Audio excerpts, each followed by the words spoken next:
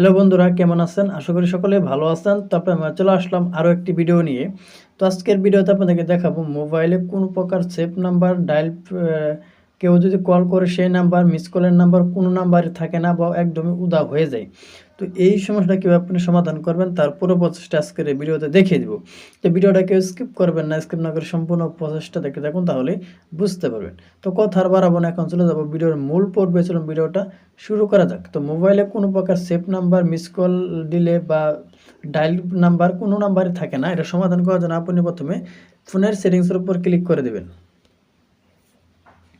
সেটিংসের উপর ক্লিক করার পর একটু নিচে দিকে স্ক্রল ডাউন করবেন। এখানে আপনি অ্যাপস নামের একটা অপশন দেখতে পারবেন। অ্যাপস ম্যানেজ অ্যাপস নোটিফিকেশন যেটা থাকবে এখানে আপনি ক্লিক করে দেবেন।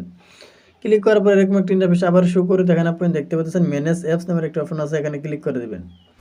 ম্যানেজ অ্যাপসের উপর ক্লিক করার পর এখান থেকে আপনি যে ডায়াল প্যাড অপশনটা আছে এখান থেকে আপনি খুঁজে বের করে নেবেন। তো আমি আমার ডায়াল প্যাড অপশনটা খুঁজে বের করে নিতেছি। তো আপনি আপনার ডায়াল প্যাড অপশনটা খুঁজে বের করে নেবেন। তো এই যে আমার ডায়াল প্যাড অপশন এখানে আমি ক্লিক করে দিলাম। ক্লিক করার পরে এরকম একটা ইন্টারফেস শো করে দেখেন, আপনি দেখছেন স্টোরেজ, এখানে ক্লিক করে দেবেন। ক্লিয়ার ডাটা এখানে ক্লিক করে দেবেন। আবারও ক্লিয়ার অল ডাটা এখানে ক্লিক করে পুনরায় ক্লিক করে দেবেন।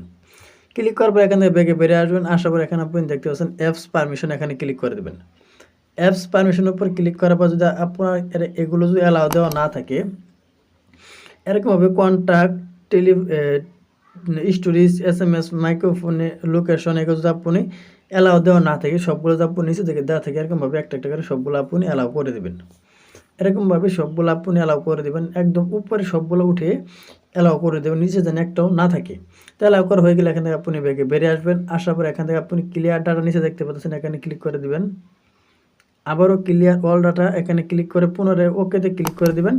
ক্লিক করে এখান থেকে আপনি ব্যাগে বেরিয়ে আসবেন। আসার পর একবার মোবাইলটা বন্ধ করে পুনরায় চালু করলে কিন্তু এই সমস্যাটা একদমই সমাধান হয়ে যাবে। তো এই ছিল মূলত আজকের ভিডিও মনে ক্লিয়ারলি বুঝতে পারছেন।